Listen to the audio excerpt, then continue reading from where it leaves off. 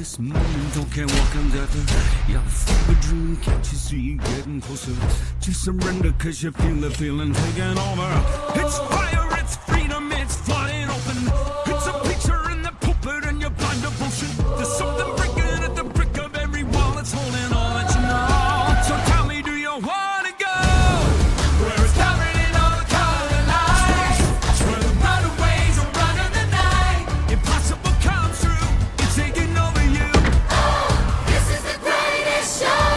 We light it up, we won't come down. And the sun can't stop us now. Watching it come true. Hello and welcome with the Aussie Guys. I'm AJ in Aussie Guys Studio for another team preview, and this one is going to be Rams, LA Rams. I'm going to be talking to Jake from the Downtown Rams podcast. Should be an interesting one. Let's get him on the line and chat LA Rams. All right, we have Jake on the line now. Jake Ellenbogan from Downtown Rams. A warm welcome, Jake. How you going? Oh, I'm great, man. Thanks so much for having me on. I appreciate it. Oh, look, our pleasure. And Downtown Rams is a pretty new podcast to me, but we were just chatting off air. You've been going for about 3 years now? Yeah, we just had our 234th episode. So, Ooh, yeah, nice. we're going 3 years strong. So, a lot of fun. And, I mean, you never know, what podcasting is going to do as far as connecting with different people. And, it connected us. So, I appreciate it. Absolutely. And, I was just earlier today, I was talking to the guy from Locked On Browns and talking about how the game has grown so much. I mean, obviously the UK games help that, but, it is in many ways a world game. There's tons of Rams fans over here, for example, but it's just NFL is growing all over. Oh, yeah, no, absolutely. It's really, I think it's going to continue to grow. I think it's still growing in the U.S. I still think, people that weren't into it are starting to give it a shot. I think it's become easier. The coverage is amazing. I just think, people do such a great job. And let's be honest here, if you're somebody that just, watches soccer and your entire Twitter feed is just football related, eventually, you're going to start getting into the NFL. I think it either kind of, it either pulls you in or, it kind of pushes you away. But a lot of my friends that haven't really, followed the sport over the last 2 years or so, even, because of fantasy football, regardless of what it was, they're now into it. So I think it's definitely a growing sport here, but it's also a growing sport everywhere else. I know the Rams are going to be playing in China at some point, with the 49ers. I forget when that is, but they are going to continue to expand and continue their outreach until, maybe someday, I know people don't like this, but maybe we have a team out there, who knows? So not saying Japan or China, but, you never know. Maybe London. I'd imagine London would probably be the first, opportunity to get an international team. I must say, because I'm a Chargers fan, and I've been a Chargers fan for many, many years, but I originally became a fan when shortly after I finished college, I went to San Diego for a while, and that was where I kind of learned about the game and met some people, and, I still have friends over there. And so that was my link. And so the move to LA was a really hard one for me. But in ways, the whole idea of this evolving into a world game, I think for fans, for grassroots US fans, it'll always be that city-based thing, But I think for a lot of world fans, it's transcended that. Yeah, I definitely agree. I think just, again, people will complain, oh, why are they playing in London? You only have 8 regular season games. I think London should have a game for every team. I think every team should play in London because then you even the playing field, right? The people complaining, oh, well, so-and-so has 8 home games, so-and-so has 6 home games, because they're playing all over. It's like, what if we just made it so every team, in the NFL played in London and then maybe, played, somewhere else? I mean, like, I would definitely not mind that. I don't think you could do, every single team playing in every single, place all over the world, but I feel like, you could start with London and maybe do, a different place. I know they tried playing at, the Azteca Stadium. And of course that didn't work out because of, how trashed the field was from a concert and this giant rainstorm that came in. But, I think it's definitely, it's a growing sport. I mean, that's really what it is. And I don't know if it'll ever be on the plane of soccer because, I think it's harder with football. Just I've said this before, and it kind of rubs people the wrong way. But I mean, with football, you need all the equipment. Right. It takes 11 guys on one side, 11 guys on the other. With soccer, I mean, you can kind of play 2-on-2. You can just really all you need is a ball. Yeah. And I think that's why, it is so popular throughout all the different countries because no matter the cultural background or, no matter, what you make or how much money you have, or, I mean, everyone can have a ball. It's like you could find a ball and play with a ball. So I feel like, obviously, even if you don't have a goal, it's like you can do different moves and like, dribbling and all that. So I feel like that's why soccer is so big. But the NFL is doing what it can to expand the sport, and I do commend it for that. Yeah. Oh, yeah, absolutely. Now, you're in New York, aren't you? I am. Upstate New York. And I think you said that you are going to be moving to LA in a couple of years. Yeah, I'd love to be able to next year. We'll see how realistic that is. But yeah, within the next 2 years, I've already decided I'm gonna, up and move to Los Angeles. So wow. So have you always been a Rams fan? I have. My dad, and I don't know if you'll necessarily know the player, but my dad grew up in Irvine, California, and his neighbor was Jim Youngblood, who, not Jack, but Jim was the middle linebacker for the Los Angeles Rams, also on the same team as Jack, and not related, believe it or not.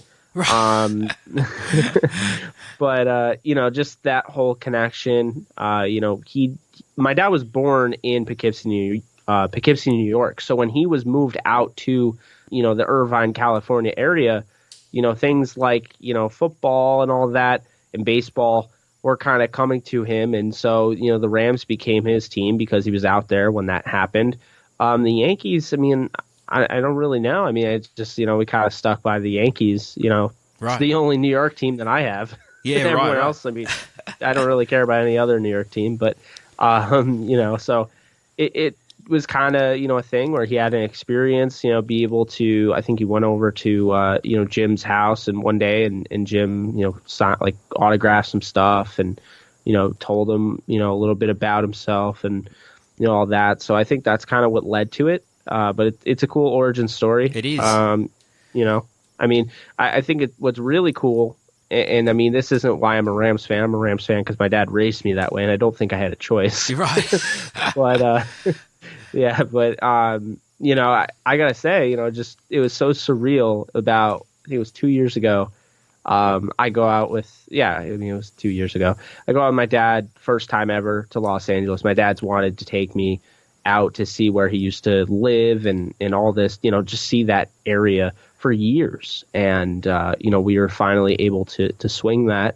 We went to the Rams-Redskins game, but before that, USC Trojans were playing the Texas Longhorns in a very highly anticipated matchup. Saturday, we were trying to get tickets, really wanted to go, and it was the day before the game. And, I thought about it and, I was like, well, my dad and I'm sure my dad wants to kind of take me around and show me some other things and, do like touristy type stuff. Right. But then I get a text from Leroy Irvin, who was a former Rams returner, cornerback. I mean, he was Pro Bowler. He was just a stud back with the Rams in the 80s. And, Leroy had been on my show before. Right. And he's like, hey, man, I have my 60th birthday party tonight. I would like you and your father to come. Oh, how cool. It's just like, yeah. It's like Leroy Irvin invited me to his birthday party. So, my dad, I go over there and just had a blast, met all these different players. And, I played for the Rams and even Cephas Witherspoon from the Saints, and he played with a couple other teams. But I tried on the it was Reggie Doss's Los Angeles Rams NFC title ring. Oh. So that was pretty cool. Nice. Got to try that on. got to try on a Saints Super Bowl ring. I know it sounds crazy, but Cephas Witherspoon got one because he was part of the Saints organization. And apparently the owner of the Saints had every single alumni that played for the Saints. They actually got a ring. Wow. When the Saints won the Super Bowl. A lot of people didn't know that. I didn't know that. So, Witherspoon showed me that, and I tried it on. It's pretty cool. That is cool. That's very cool. Oh man, it's cool that you've got that sort of. Not everybody, I guess. The boring vanilla flavor is just like, oh, I was born in wherever, and that's why. So that's a cool story. Yeah, and obviously, like the Leroy one, like I said, I was already pretty much I'm a diehard Rams fan. I've watched just about every game since I was born that I can watch and that I can remember. But I always like throwing in the Leroy Urban thing because that came up 2 years ago, and that's just one of those special moments you just don't forget. And furthermore, my dad and I are Kansas Jayhawk fans. I have so many family members that, I always say, like, our family blood kind of runs through Lawrence, Kansas. And, Leroy Irvin actually went to Kansas. So you had that connection already. And it was just, it was really cool. Really cool. Nice. Let's go from something really cool to something else really cool. The Rams. Yeah. We're talking football, man. Anything you say is going to be really cool. In particular, the 2018 Rams, because, and I've been doing a number of these. And I've done the Patriots one, and obviously, it's always the same sort of story. Yeah, exactly. But, you guys, you got to the Super Bowl. So, in many ways at the moment, you're living the dream, which is great. And I was thinking to myself, I wonder, because it's always bittersweet, like someone's going to lose. There's only one team that's happy, probably, at the end of a year, ultimately happy. But, you got to the Super Bowl. There's a lot to be happy about. But I wondered if, would it have been better to lose a tight one in the championship game rather than, have a disappointing Super Bowl? I'm not sure, but just tell me a little bit your thoughts on 2018. It was such a blast of a year. You had Sean McVay and all of his successes. You had Jared Goff. He became the quarterback, which I think a lot of us felt he really could and should be, in defiance of the Jeff Fisher version that we saw. Sean McVay really did right by Goff for sure, and did right by so many aspects of the team, like such a well-coached and well-managed team. So I know you're only going to say positive things, but tell me about 2018. How did you feel about it? I felt just so thankful, because 2016 I had high hopes, and I felt like, I always felt like Jeff Fisher had a talented ball club. And I just, I felt like it. And when McVay came to town, you definitely saw that Jeff Fisher didn't leave the Rams with nothing. This is somebody that I felt like they did a nice job, pinpointing, evaluating talent, him and Les Snead. And I just think at the end of the day, Jeff Fisher, he's a solid coach. I think he gets a lot more hate than he deserves. I like certain things like, Todd Gurley was, complete 180 with Jeff Fisher. It's because Jeff Fisher, in my opinion, never hired the correct personnel. Never. There was only one guy I agreed with, and it was this guy that they got from the Eagles. Actually, they got him from the Bears, who I thought was going to bring Alshon Jeffrey to the Rams, but I thought wrong. Mike Groh, the wide receiver coach from the Bears, he never got an opportunity to be the offense coordinator for the Rams. He was kind of this up-and-coming youngster, and he went over to the Eagles afterwards, and he's still there, I believe. He might be their offensive coordinator. So, I was the only personnel guy I can really even think of that I liked that Jeff Fisher, helped bring in for the offense. But, people don't, realize it wasn't Jeff Fisher's offense. It was Rob Boris's offense. And Rams fans would call it Rob bore us because they would bore us to death.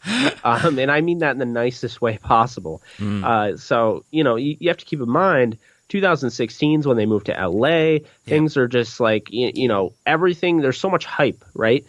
So to see that they're now going to be on Hard Knocks, to see that they trade up for the number one pick, to see that they're just in the spotlight, right?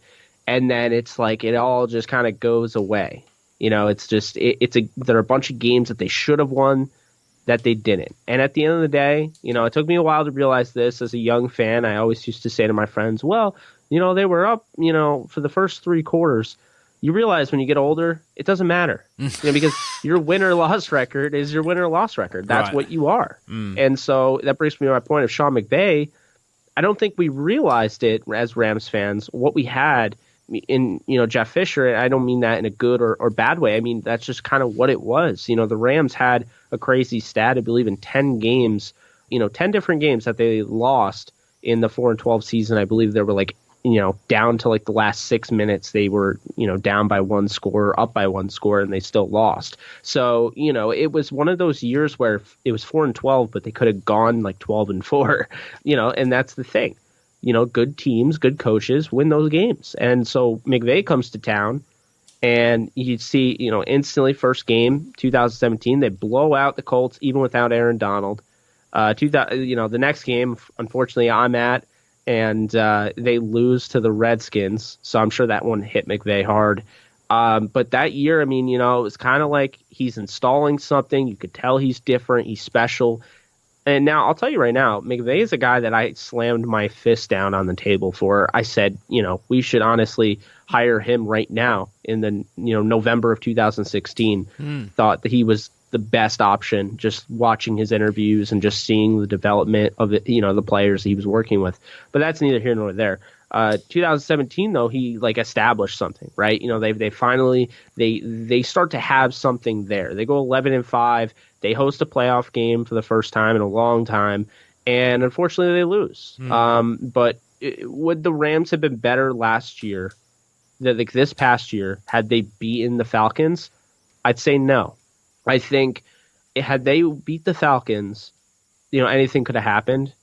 But I think ultimately Sean McVay needed the first playoff game. I think he needed a loss immediately, because I think every bit. Keep in mind, Sean McVay doesn't lose a lot of playoff games. Just a lot of games in general. So once he loses, I feel like he starts to gain a little bit of knowledge. You learn more in your losses than your wins. What can you do? And, I think that kind of coincides with 2018, which, the Rams, they went, 8-0 to start? I saw their last game on that winning streak. I went up to L.A. With my best friend and my father, and we saw the Packers game. And, albeit it was a nail biter. We're talking a Rameek Wilson forced fumble on the kickoff to Ty Montgomery, who we're all sitting there like, he took that out? But, it took that to win the game. But, they won the game. The next week they play the Saints. And this brings me to my point of what you were saying. That question that you were asking, is it almost better to lose in the NFC title game than to lose, painfully in the Super Bowl? Maybe there's a circumstance somewhere down the line it would be somewhat, maybe you could make an argument. However, this is the Saints team that was talking all that smack. True. And you knew they saw the Rams, because keep in mind, the Saints lost the first game of the year, and they had won ever since. And they saw the Rams, and they saw them getting talked about, and the Saints not getting talked about. So, they took advantage, of course. Now, I'm not making excuses, but, the Rams were not the same defense without Aqib Talib. So they took advantage of Marcus Peters, who actually did a really decent job. And I know he gets a lot of smack for that game in particular. Anytime, your receiver that you're going up against has over 200 yards, you would think, wow, he was terrible. But when you go back and you watch the film, Marcus Peters had a crazy job to basically, they told him, shadow one of the best receivers in the NFL the whole game and don't let him get by you. And Marcus Peters is, he's a talent, but he's not like a physical specimen. He's not a 4.3 Marshawn Lattimore. He's not somebody that's going to be able to stick like glue. And he still did a decent job until really the end. And I think you could tell the game, basically the game sealing touchdown to Michael Thomas in that first meeting in 2018. He's like yelling over like, hey, I need help. This isn't going to be good. And he had nobody over the top. And sure enough, that was it. Did the whole, Joe Horn cell phone celebration Mike Thomas did. And that was all she wrote until the NFC title game. And, say what you want about the pass interference call, but bottom line is the Rams went into the Superdome and they started the game in the worst way possible. A fluke, batted pass off Todd Gurley's hands. I don't think I've ever seen Todd Gurley drop a pass like that. And, the Saints pick it off to start the game. And, the crowd noise and everything. And the Saints get into it and they go off to this lead. And the Rams come back. And guess what? The Rams absolutely took over the dome.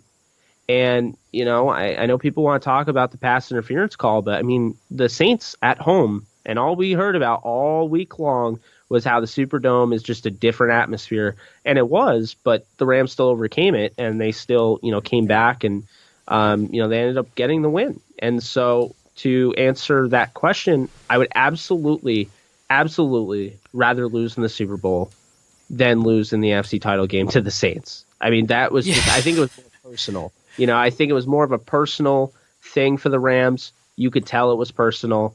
They were not happy they lost that game at the Superdome. That was the first game of the year. They only lost 3 games the whole year.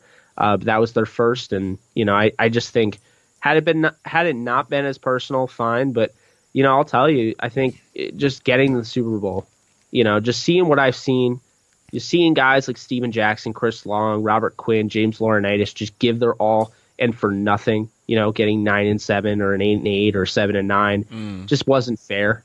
So then you see that and you're like, I had a hard time watching the Super Bowl as a fan that was going nuts, because when Corey Littleton, who's one of my favorite players, by the way, when he made that interception, that's when I jumped up off the couch and I literally was like going insane. But the rest of the game, I was just taking all in. Like, I was like, I'm so thankful that the Rams are in the Super Bowl. Like, at this point, a win would just be icing on the cake. It's just, that's kind of how I saw that.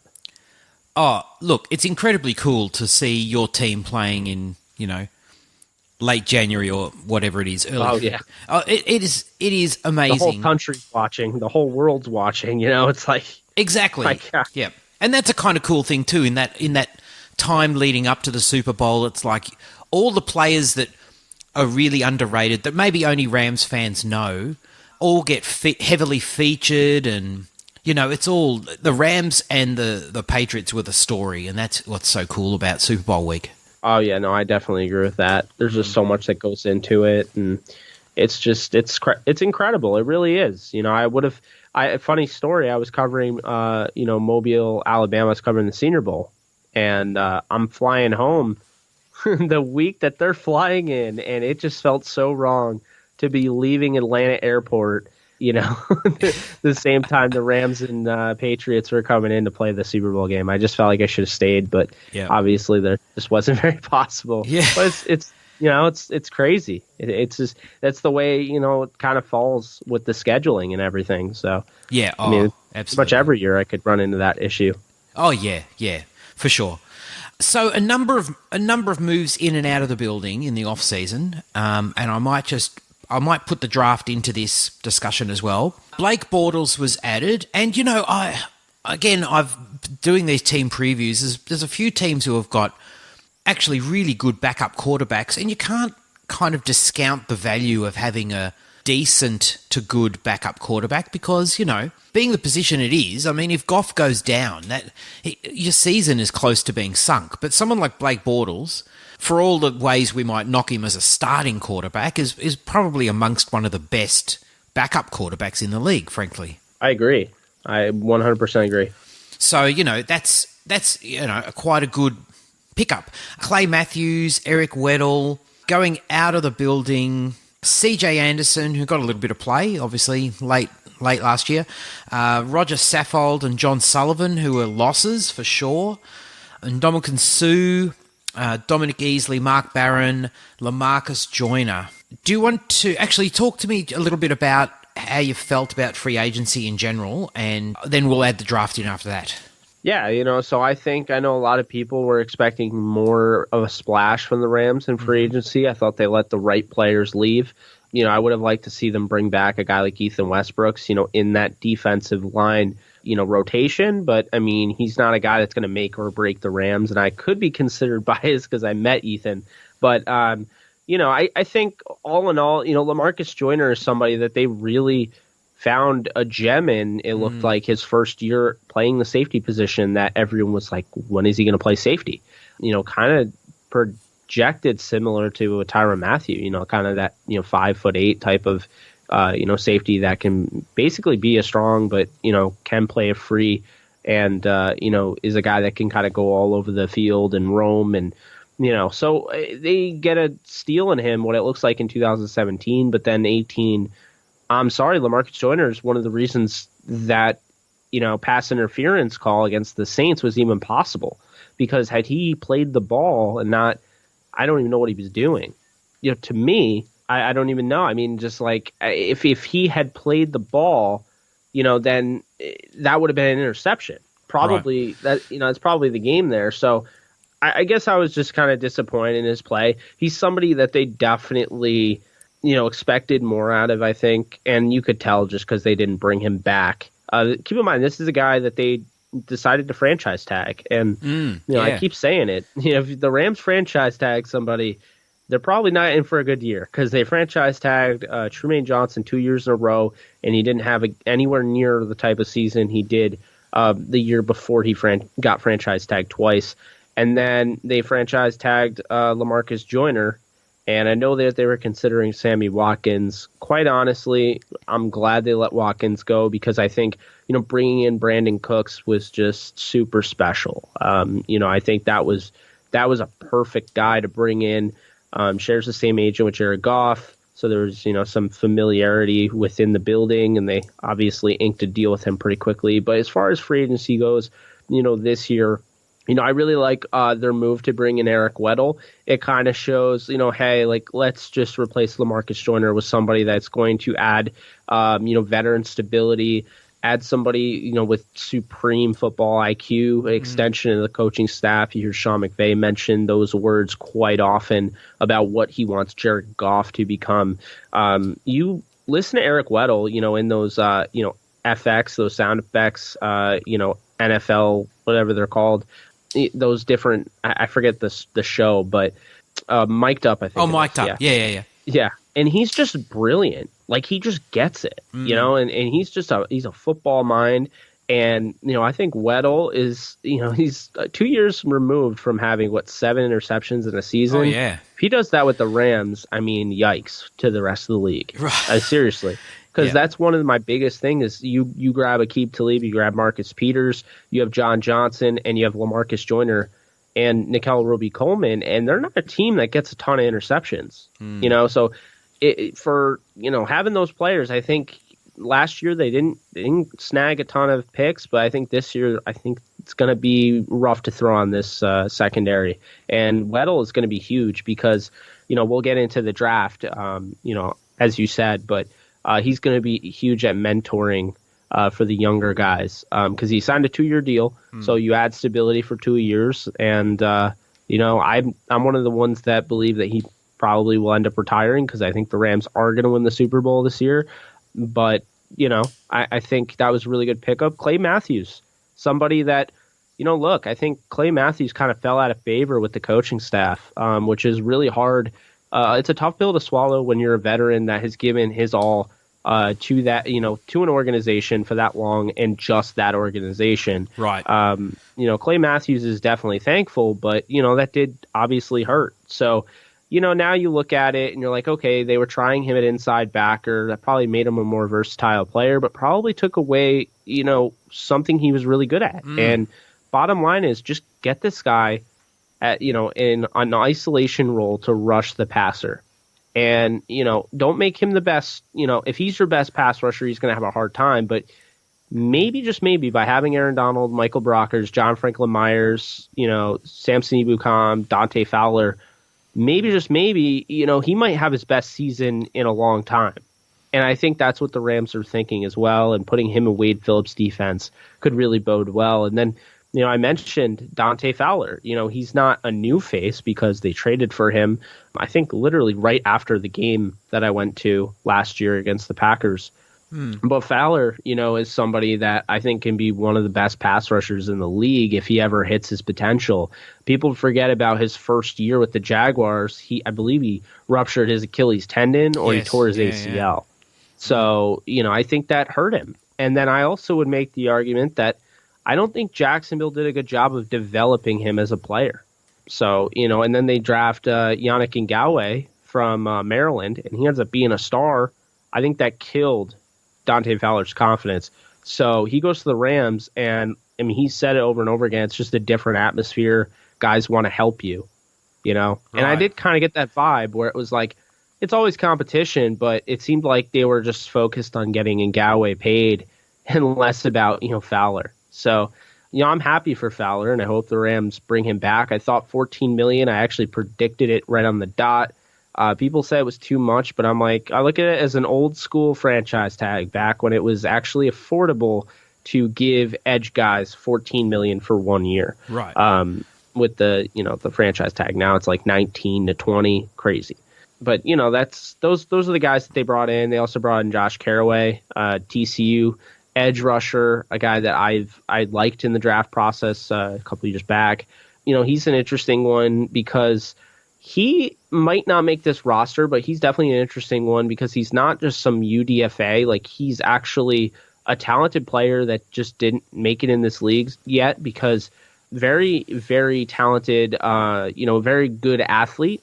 His issue has always been, as a pass rusher, its lack of creativity, but even more so, its lack of, violence. He doesn't play with enough dog. That's been his biggest knock from coaches. If he doesn't get by his man by using his sheer speed and his athleticism, he doesn't have a fallback plan. That is his plan. So, when you see a guy that is that one-dimensional, you can kind of see how that could be an issue in the NFL. You want to obviously be able to have counter moves. You want to be able to have an arsenal of pass rushing maneuvers. And it's something that Myles Garrett's learning with the Browns. It's something that, Jadeveon Clowney, once he learned, he became, unstoppable. Khalil Mack, Aaron Donald. It's like if you only have one move, well, they're going to watch film, and then guess what? You're going to get shut down. So I like Carraway, but if he doesn't, improve in that area, then that pickup really won't mean much. But I liked the pickup, and I only mentioned it because that is how slim the Rams free agency was. Well, let's mix in some of the draft picks, and I do like the Rams draft. Taylor Rapp in the second, I believe, and that might have actually been just after Chargers picked Nasir Adderley. I mean, maybe you guys were after Adderley, I don't know, but I would have been happy as a Charger fan with Rapp or Adderley, to be honest. And I think Rapp's a good pickup there. And as you said, you can kind of see the kind of succession plan there in action. Darrell Henderson, we'll talk about Todd Gurley. It's the elephant in the room shortly. David Long, Bobby Evans, a tackle, Greg Gaines, a defensive tackle. So how did you feel about the draft as a whole? Yeah, so I think Rams fans definitely didn't like my co-host Alexis and I's reaction. We did a live draft broadcast, basically. She flew in to New York from St. Louis, and we did draft coverage for 3 hours. Not 3 hours. 3 hours would have been something, but no, we did it literally the entirety of the draft. So we did all day 1, all day 2, and all day 3. We had all this preparation, everything, and we just live streamed it. And the Taylor Rapp pick bothered me because the name you just mentioned, Nasir Adderley, I was in love with, right? And I was like, "There's no way he's falling in the second round." It seemed as though I talked myself into these different scenarios where there's no way this will happen, and it happened. Like, if you told me that the Rams would have had an opportunity to pick Dalton Reisner or Nasir Adderley or DK Metcalf at 31, I would have laughed in your face. But they not only had an opportunity to pick him at 31, when they traded down with the Atlanta Falcons so the Falcons could take Caleb McGarry, and they literally had a chance to get all three again. Nasir is somebody I spoke with at the Senior Bowl. Great kid, somebody that just absolutely loves the game. And he had that interception on Tyree Jackson that closed out the Senior Bowl game. And he had the biggest smile on his face. It was like, you could tell he was really just having fun. He had a great week. I know he came in way smaller than teams wanted him to be, but bottom line is you were okay with it with Tyrann Mathieu. Why aren't you okay with it with Nasir Adderley? So, I think Adderley, kind of got that, oh, well, he's from Delaware, so he has to be 6'2" and 220. And I just think people, were missing the fact that this is the best safety in the draft. Like, it wasn't really a debate with me. The next guy was Chauncey Gardner-Johnson, who I also liked in the second round, who somehow fell to New Orleans in like the 5th. So it was kind of a weird draft, to be quite honest. It was just, I had my board. I, ranked like all 30, all the positions, top 40, I think I went up to. And, Nasir, Chauncey, liked Darnell Savage. Yep. Will Harris from Boston College went in the 3rd. I mean, there were these guys that I really liked, and then Rapp kind of fell outside my top 10. Right. The reason for that is because I feel like Rapp is he's going to be a good player, and I feel like he's going to be a better player than I gave him credit for, simply because of the situation he's falling into.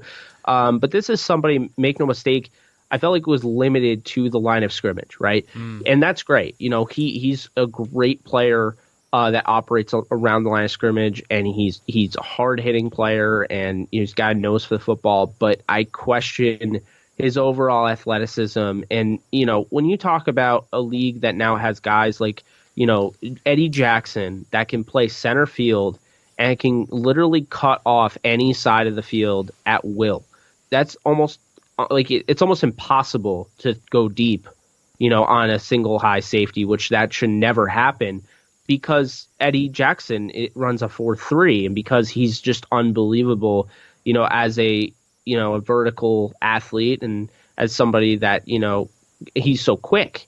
You saw how much he helped Vic Fangio's game plan. So, I looked at, somebody like Taylor Rapp. He runs a 4.7. I'm not really a huge fan of the testing numbers, but I feel like he plays a lot faster than testing numbers. I just felt like Adderley, to me, or Chauncey Gardner-Johnson, was like a no-brainer. Like, they shouldn't have been there, and the Rams passed him up. But I feel like Rapp might have a chance to start this year.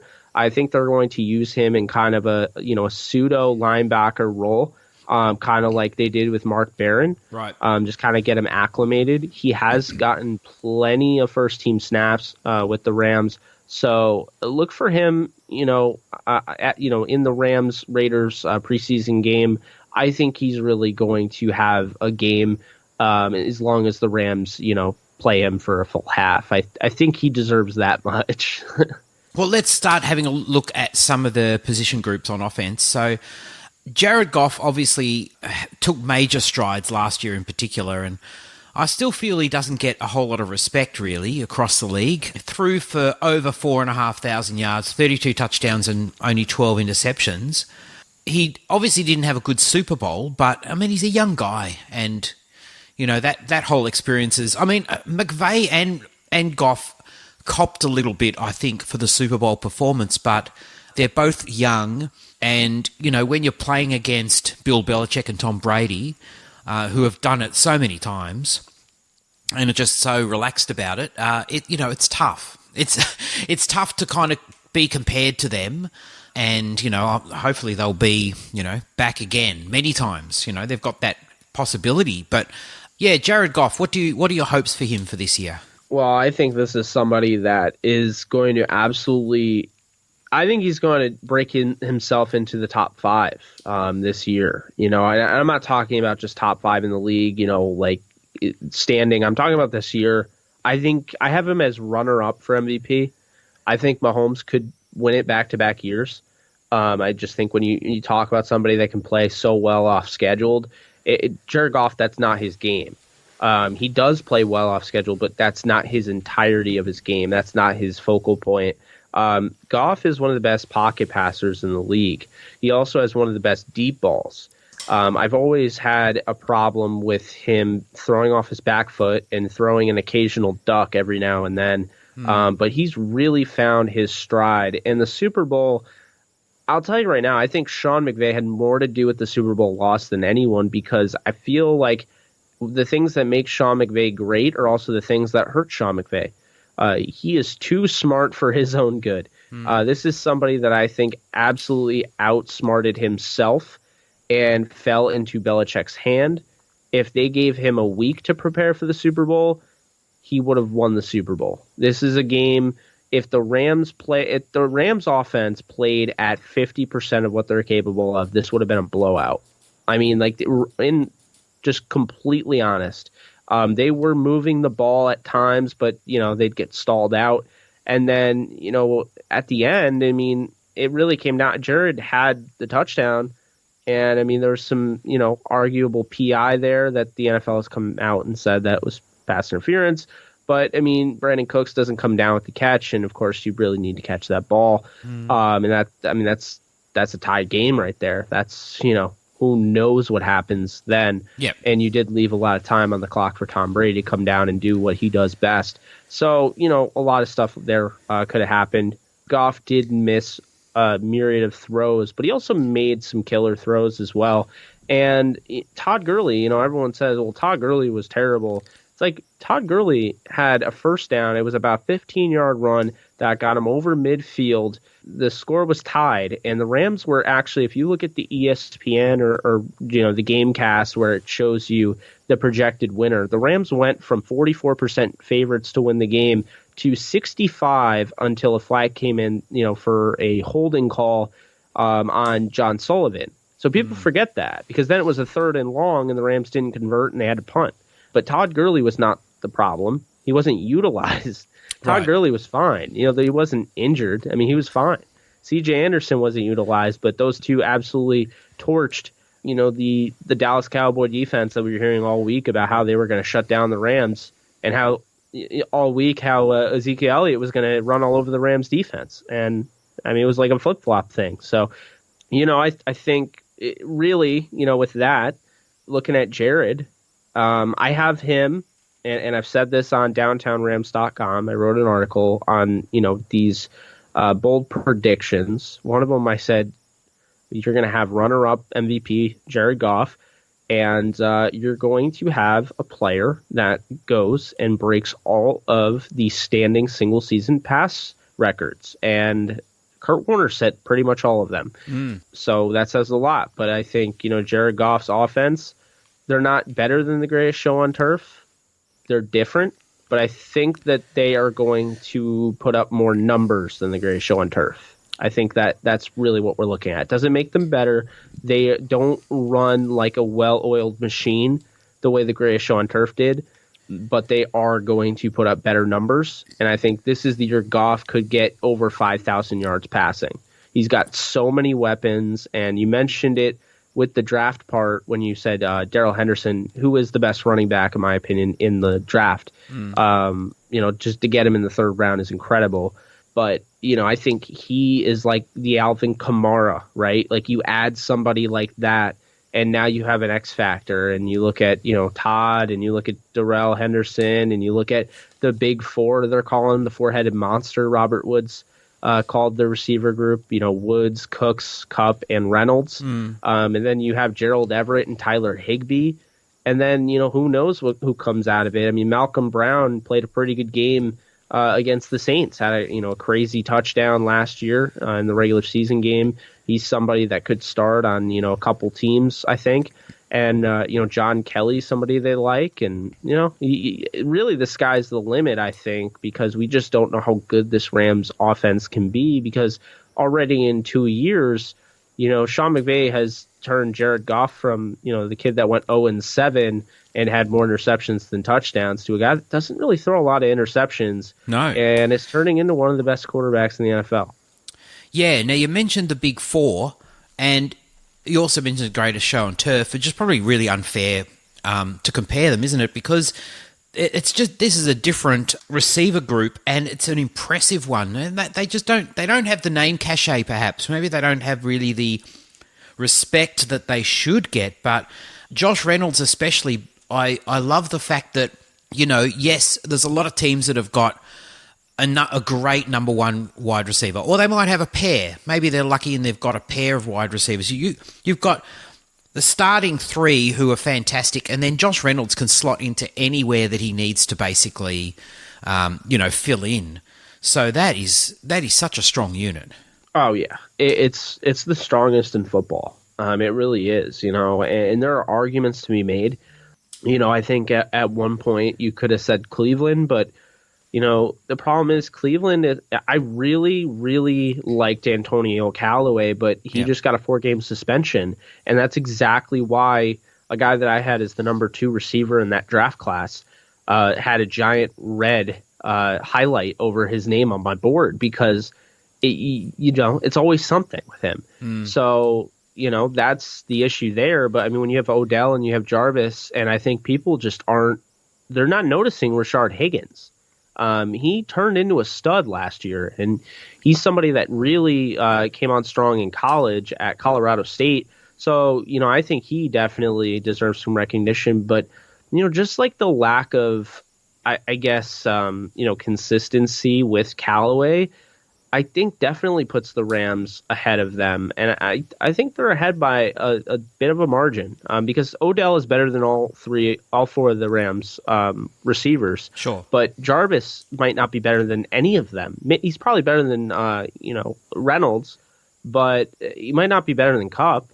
And I think Kupp's the third guy. And I think Woods, based on, I know everyone likes to go to Brandon Cooks, right? Right. But, because he's really flashy and he's a speed demon. But, at the end of the day, Woods is your most reliable. Woods is your best blocker. Woods is the best, most reliable with the hands.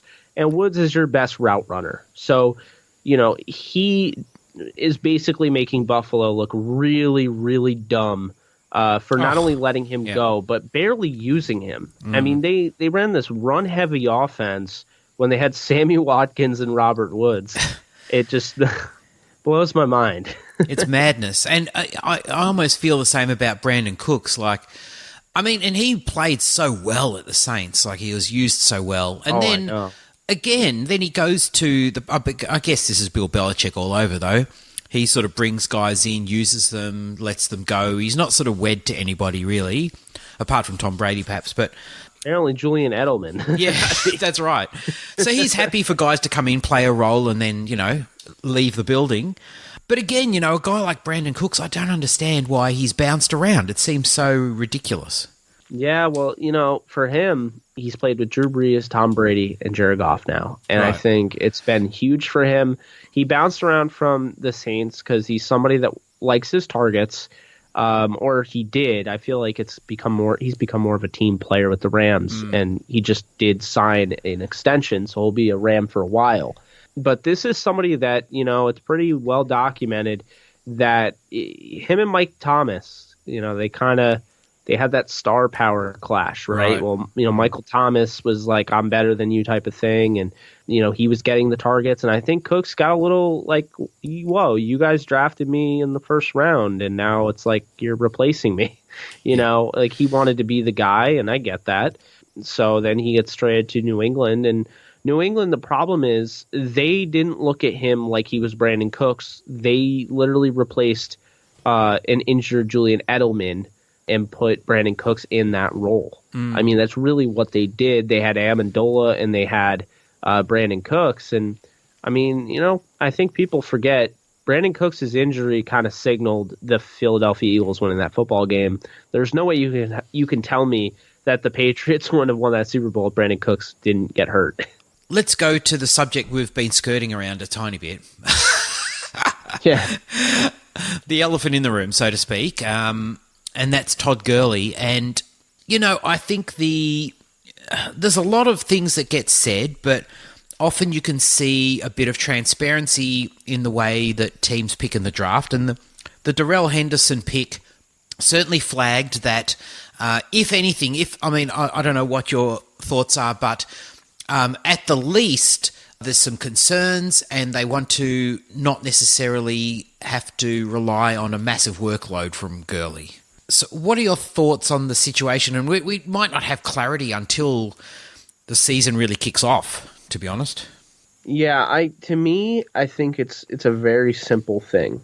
Todd wakes up and it's a 50-50 chance that, that arthritis that people have talked about in his knee is, bothering him that day.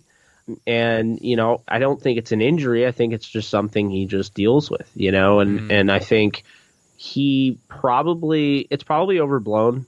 I think really when I first heard that, I thought, the Jay Ajayi thing, right? He's got that degenerative bone disease or whatever that, kind of makes it so he's not going to be able to play, that long. Yep. I think of it like that, as sad as that sounds.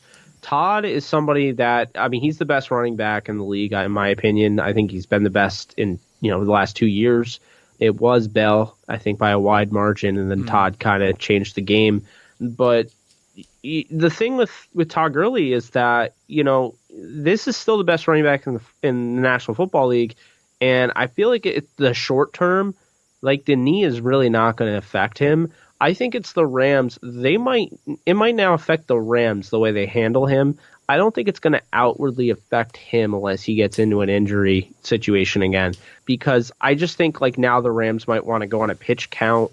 I think now because keep in mind, Darrell Henderson will probably replace Todd Gurley if and when that, needs to happen. But the thing is, you have to keep in mind, they brought him in because he's a weapon. He's, what they're calling Sean McVay's Chris Thompson that, Rams fans are probably tired of me talking about, because it's like Sean McVay had his Chris Thompson. Right. And he was so huge for him because no matter who was the running back, Chris Thompson was the backfield back that could, make plays out of the backfield, whether, it be as a receiver or, even as a returner or just, as a running back. And the Rams had that in Henderson, in my opinion. So, I think that was one of the plans all along, even with or without Todd's injury.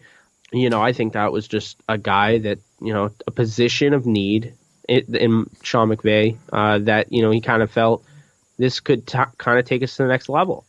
So, I just think Todd long term, it hurts Todd long term, his stock. But I feel like in the short term, you're going to get some pretty good years out of Todd Gurley. And the people saying that it's a total joke of a move, and I've seen it all over, social media, on TV.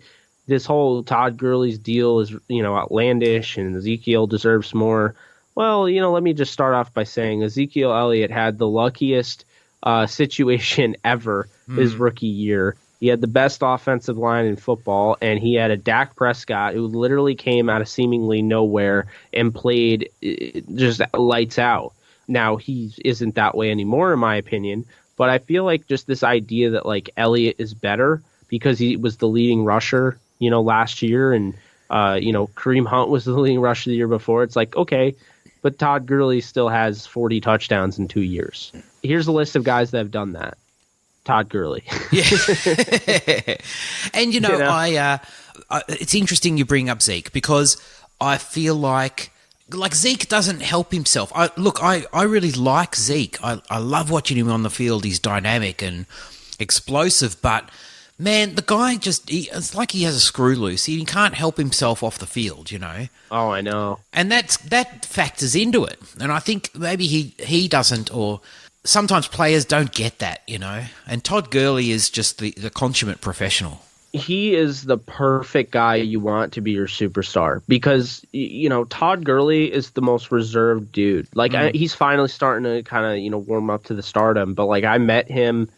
He's just a really nice guy, and you could tell he was so humbled by that knee injury at Georgia. And you could see just the interview draft night, like when he just started breaking down, and he's like, he went through so much to get to this point, and it just means the world. And, Todd has said numerous times he didn't expect himself to get drafted top 10, but sure enough, he did. And, I just think when you look at Todd and you look at, Saquon, like Saquon's somebody that I think is going to be a lot like Todd Gurley, like just reserved and, very professional. And I don't think you're going to see, many stuff off the field, but, Elliott and Kareem Hunt and Le'Veon Bell, it's like, receivers are supposed to be divas, not running backs. And so, it's like, I feel like Todd, everyone talks about how, like, oh, Elliott. It's like people back Elliott, but it's like Elliott like, I question how good of a dude he is off the field. Like, I mean, he's constantly getting into stuff, you know, and it's like, I don't have to worry about that with Todd. And that's why tomorrow I would pay Todd as much as he's making right now. He deserves it. I mean, he's the best at his profession. He plays the job of running back. There are 32 starting running backs in the NFL, and he's the best at it. So he absolutely deserves a bigger contract. And, you know, to me, the Todd deal, he didn't make a big deal about it either. You never heard about it, and it just happened. Yep. And, you know, he got hurt in the Raiders game week 1, and I remember him saying, you know, it was like he felt like he just wanted to give the contract back. He thought he was done. You know, he thought he was done for the year. So he didn't. He actually pushed through it, and then all this stuff comes out that he was injured most of the year, and he pushed through it, and somehow, some way, this guy was still on pace to break LaDainian Tomlinson's unbelievable touchdown single-season record, and he was injured. So, like, have we ever gotten fully healthy Todd Gurley? Will we ever get fully healthy Todd Gurley? Because if so, we could be talking about an all-time great, you know, let alone, you know, just, you know, we talk about the best running back in the league. He might be one of the best running backs ever if this guy ever gets a chance to play healthy, because it seems like he really hasn't. No. And look, you know, if you get in 2019, if you have a 60% Todd Gurley and Darrell Henderson, I think that's perfectly, well, not even perfectly fine. That's great. You know? Oh, yeah. The Bills would take 60% Todd Gurley over anything on their roster right now. Yes. You know? Absolutely. I'm not trying to, like, throw shade at the Bills the whole time, because, I mean, I'd say it probably to, you know, some other teams around the league. I mean, that's how I feel. You know, I think Todd is somebody that just doesn't get enough credit, because keep in mind, people are now starting to tune into Rams games. Before, they weren't getting those televised games. They weren't getting flexed into the primetime CBS, you know, 425 slot with, you know, Romo and Nance. Like, they weren't part of that. And now McVay has come over, and, you know, Todd had that one bad year with, like, a high school offense, and it's like, you know, people still kind of lean on that, and they're like, well, I haven't seen Elliott have a bad year, or I haven't seen Le'Veon, or I haven't seen, you know, and that's always, like, the thing that, you know, they talk about. But, you know, what's funny? I'd make the argument, I'd say, look, Todd did something that none of them have done. He hit rock bottom, and he came right back and became the best at his craft. Yeah, quite true. That's something that no one else can say. Yeah. You know? Adrian Peterson, maybe. I mean, you know, he hasn't quite become the best again, but he's, I mean, 1,000 yards, how is that guy still going? I mean, he's been through so much. His knees are he probably does not have cartilage in his knees at this point. And, I mean, he's been phenomenal. So I think people need to kind of get off Todd. They also, I understand reporters have to do their job. Totally get that. You know, the knee questions are not going to stop. But at the same time, you know, let this guy be great. You know, it's so funny. You know, seeing all these people complaining about him being, you know, ranked 5th in the NFL top 100. He was 4th on my top 100 that I did, and it's like, do you realize that he is the most dangerous offensive player when he's healthy? Like, he's more dangerous than a quarterback, because you just dump it off to him and he does the rest. He literally does the rest. A quarterback can throw a screen pass and he gets credited for his 80-yard touchdown. Right. Like, yeah. You know, it's like, I don't think I've seen a running back like him since Falk, but the problem is, or Adrian Peterson, but the problem is with Todd is that he's 6'1", 220-pound Marshall Falk, where he can make the moves, but when he gets to the second level, like the thing with Marshall Falk, he would start juking guys left and right, would back juke and all that. He wasn't running through guys. Like, Todd is literally as big as the linebackers that are trying to tackle him, and it doesn't work. And then when he gets to the safeties, that next level, that doesn't work. That's what makes him so scary. Yeah. Absolutely. I'm conscious of time. Let's move across to the defense, and let's just lump it all in there together, and we can just talk about things in general. And you did already touch on the D-line, which is very impressive. A hot tip, you've got a guy on your D-line who's sneakily good at football. One, Aaron Donald, who, really? Look, yes, I don't know if you've heard of him before, but oh man, if he gets a third defensive player of the year in a row, it would not surprise me whatsoever. That guy is an absolute freak. But as you said, like that D-line across the board is impressive. You've added Clay Matthews in there, Corey Littleton. Yes, I'm also a fan of Corey Littleton. Micah Kaiser, who you drafted in 2018, gets a chance to start. And then in the back, again, it's pretty strong. And you added Eric Weddle into that. John Johnson had a great year last year. Marcus Peters, Aqib Talib, Nickel Roby Coleman. I mean, there aren't really many sort of areas of concern. I think when you look right across from the front to the back of the D, it all looks pretty solid. Yeah, and I'll say this: if I could have one mulligan where I could pick, where the Rams I felt kind of made a mistake, I would draft Blake Cashman. Right. Absolutely put him next to Corey Littleton and just had him roam. He had himself a game last night for the Jets, and I got news for you. It's not just preseason. This kid was doing it at Minnesota. We spoke with him on the show. He is so ready to dominate the league. I'm really excited for him. Unfortunately, the Rams did not pick him, but they did get Dakota Allen, who I really am excited about. I actually had a higher grade on him than I had on Kaiser. Kaiser, to me, is an old school thumper that translates to a 2-down linebacker, but I don't think he's a true 3-down linebacker. And so I feel like Dakota Allen, who didn't test well, but plays like his hair's on fire on film, and it has really good range. I think he has a chance to step in and be that starting backer. I know right now they're deciding between Kaiser and Hager, so it's probably going to go to Kaiser if that's the case. But watch out for Dakota Allen in preseason. I think he's definitely somebody, he'll get a chance to play in the third and fourth quarter. And people will be like, whoa, who's that guy? Oh, the kid from, what is it? Last Chance U? Oh, yeah. Oh, that kid. Yeah. So, I mean, I watched him a lot being a Kansas fan, played in the Big 12. So, I know what he brings to the table. I said that about Mahomes, and I got the Big 12 homerism until Mahomes came in the league and, proved my point. Yeah. But I'm not saying he's going to be the Mahomes of the linebackers, but I really like what he brings to the table. And I think, what's interesting there, somebody that's not being talked about, by the national media. I don't think they've quite caught on. But the Rams released their unofficial depth chart, and Sebastian Joseph Day is listed as the starter, 7th-round pick out of Rutgers. Is listed as the starting nose tackle. Huh. So don't get me wrong, they're not going to just go with the nose tackle position all 3 downs.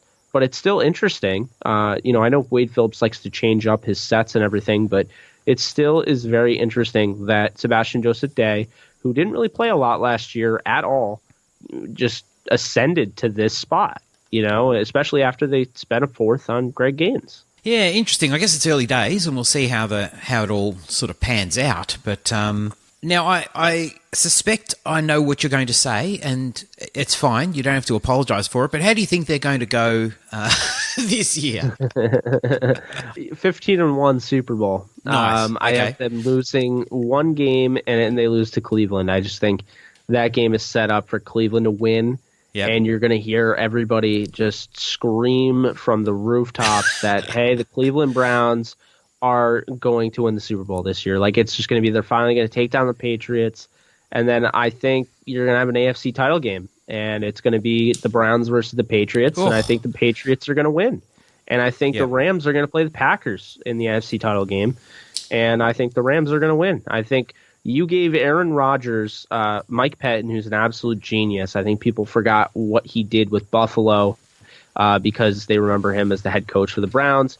He is putting together such a scary defense. I mean, they grabbed Jair Alexander, they grabbed Josh Jackson last year, they grabbed Josh Jones 2 years ago, and he's losing his mind, so I don't think he's going to really play. But they did also grab Darnell Savage this year. They grabbed Rashawn Gary, who I wasn't a huge fan of, but I feel like with Pettin, he's going to be, onto something. They let Mike Daniels go, but they have Kenny Clark. I really like what Kenny Clark brings to the table, and they spent a lot of money on some pass rushers, Preston Smith and Zadarius Smith. So, I like those moves. They brought back Blake Martinez. They let Jake Ryan leave because they got Oren Burks from Vanderbilt in the draft. So, I really like what they're doing there. I really like the team they're building. And I got to tell you, I think that's why, Aaron Rodgers with a defense is one of the scariest things football will see. And he's got a defense now. The youngsters are starting to play ball. I'm hearing good things about, Marquez Valdez-Scantling. I'm hearing good things about Equinemius St. Brown. I mean, eventually when you draft that much young talent, they're going to emerge when Aaron Rodgers is throwing them the football. Yeah. So, I'm really interested to see, Jace Sternberger, somebody that did play with Kansas for a bit, transferred over to Texas A&M and really became a stud. So really interested to see that, but that's why I have, the Packers playing the Rams is I think people always like to forget about the Packers. But, Aaron Rodgers healthy, defense, new head coach that, was not long ago working with Sean McVay and Matt LaFleur. I really think that could end up being the AFC title game. And man, the AFC title game, I mean, I just think those would be two of the most watched games of the year. I mean, they're great matchups.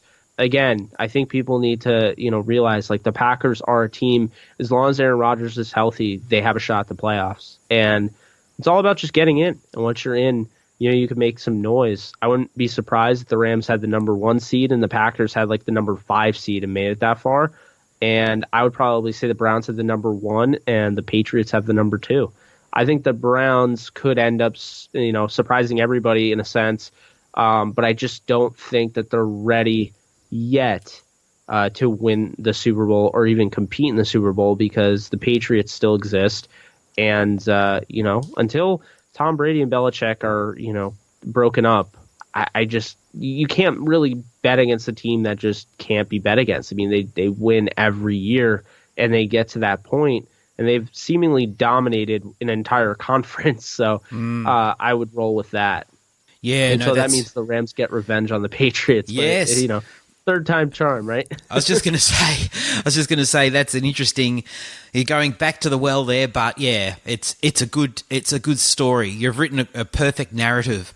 So the ending of the film in Act 3, and the Rams are hoisting that Lombardi. So. Yeah, you ever see Avengers? Oh yeah, absolutely. Yeah, it's basically Endgame. Yeah, that's right. That's right. Hey, we didn't have Cooper Kupp, but now we have Cooper Kupp. True. So, yeah. I'm not saying he's the end all be all, but that would have helped. Oh my word! I'm a massive fan of Cooper Kupp. He's amazing. He's amazing. His hands are so. He's got some of the best hands I think in the league. Oh yeah, no, he is so good, and I gotta say, I have to apologize to him because I was kind of annoyed with the pick. I had a guy that I liked higher, and I think he is going to end up as a better player than Cooper Kupp long term. He's younger, but for what the Rams are looking at right now, the more reliable one would be Cooper Kupp, and the guy I'm talking about is Chris Godwin. I think right. he is in. Yeah. He is in for an absolutely monstrous season. In that Bruce Arians offense in Tampa Bay. And he had a touchdown today in preseason against the Steelers. So, I'm really looking forward to, watching him. But yeah, I totally agree with you. I think Kupp is great. He's a top 20 wide receiver. Oh yeah. He could keep creeping up. He's very similar to a Keenan Allen, I think. Because Keenan Allen, the knock on him coming out of the draft was that he didn't run the 40 well. Well, the knock on Cooper Kupp was that he didn't run the 40 well, and they both went in, I believe, the 3rd round. And I think it's funny because it's like we're all caught up in the 40 times, but it's like remember when John Ross broke the 40 time record, and what has John Ross done? Yeah, he's only It's Man. Like I mean, does he have? I mean, I've had him on my fantasy teams before. He was on my dynasty league, and it's just like he hasn't done anything. So I was just like, oh, I can't keep him here anymore. No, he's just a big name at this point. Yeah. You could probably just drop him, and no one would pick him up. To be honest, yeah, he doesn't. We'll probably make us eat our words, but it is what it is. Yeah, maybe. Now, something we've been asking our guests is, let's fast forward 12 months. What I'd like you to do is give me a headline for the 2019 Rams season. This is a good question. This is very thought-provoking. I like this question.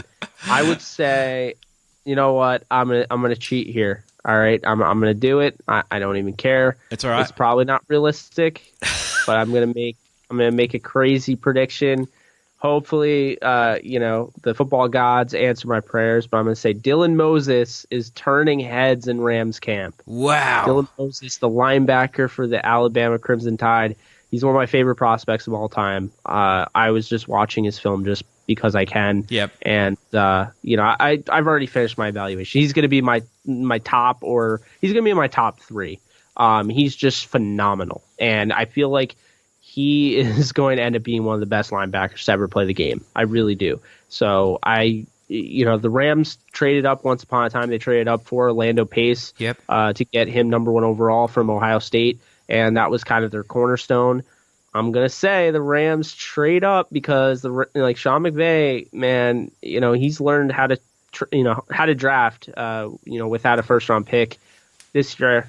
I think whether or not it's Wade Phillips back as defensive coordinator, Aubrey Pleasant, the defensive backs coach, I don't really know, but I think the Rams could make that move. You see Corey Littleton, who I love. Are they going to bring him back? Micah Kaiser doesn't cut it to me as far as a 3-down linebacker. I already explained that. I like Dakota Allen, but you're talking about, Bobby Wagner's of the league. That's what Dylan Moses can be. So I think I'm going to say here the Rams trade up and get Dylan Moses, very similar to how the Steelers traded up and gotten Devin Bush, and they're going to reap the rewards on that, and the Rams are going to reap the rewards on Dylan Moses. Hopefully nice. They make that pick, because I gotta tell you, I don't know what I'm gonna do. They never pick anybody that I want, but it works out for them. Yeah. But Dylan Moses is somebody that has to be on every team's radar, because you look at Bush, you look at Cashman and Devin White, and I graded them Cashman number 1, Bush number 2, White number 3. But man, Moses would be number 1 out of last year's class, out of the year prior. I mean, like down the line. I think he's one of the best. He's a generational talent at linebacker. I'll say that. Right. Wow. So. Well, you've documented it now, and you can point people back to this podcast in 12 months' time if it comes to fruition, and if it doesn't, then just forget about it. We won't mention it.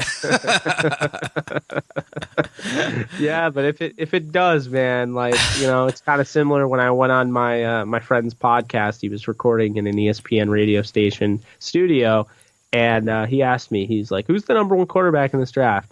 You got Trubisky, you got Watson, and you got Kaiser, and I said Mahomes. Yep. Nice. Just sometimes you got to go against the grain. Although I think this one, many people would agree that Moses is going to be something else. So yeah, absolutely. Jake, it's been awesome chatting to you, and thank you. I know I've had you on for a long time, and it's late there now. It's been a blast, and thank you so much for your time.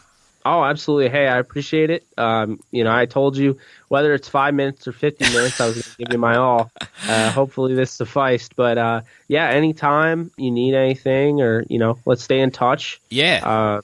It's always a pleasure, and good luck to your Chargers, because despite all the cross rivalry stuff, the crosstown rivalry, I'm a Lakers fan. You're not the Clippers to me.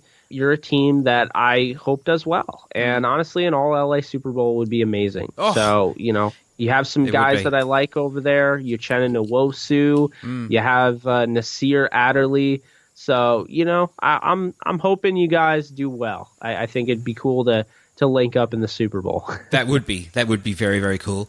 Now, people can follow you at Downtown Rams, and they can check out downtownrams.com, and obviously via that account they can get onto the Downtown Rams pod and subscribe and give that a listen. But Jake, your knowledge of the Rams is first rate, my friend. Thank you so much. Appreciate that. It's so much fun, and I think you just talk ball. You can talk ball as long as the other person knows what you're talking about, and can definitely withstand that, because trust me, there's such a thing as talking too much, and I probably hit that on this one. You haven't, but that's all right. But I think you can really talk ball as long as you really want. I mean, it's a sport that we all love, and I mean, we could talk about the special teams unit for probably 20 minutes. That's the thing. Podcasts have just become so, huge with football because you can do whatever you want. You can go on as long as you want. Sometimes you might go overboard, but hey, we talked a bunch. I think everyone got their preview of the Rams, and it should be a fun season. I'm really excited for their preseason games, and hopefully having Blake Bortles is going to make offense fun again. Yeah, well, that's right. But anyway, football's close, and it's fantastic to have it back. I couldn't agree more. All right, cheers, Jake. I'm going to let you go, but thank you so much. It'd be great to chat. Well, look, when the Chargers and the Rams are in the Super Bowl, maybe we can connect again. Sounds good to me, man. You Awesome. Take care. You too. Thanks so much. Absolutely. Okay. That was fantastic chatting to Jake Ellenbogan from Downtown Rams. Certainly check him out. His knowledge of the Rams is first rate, as you can hear. He's been a fan all his life, and he's got a deep knowledge of the players, not only on the Rams, but on lots of teams, and rookies and college players, etc. Anyway, I hope you really enjoyed that. Thanks again for listening. On behalf of G and myself, we'll catch you later.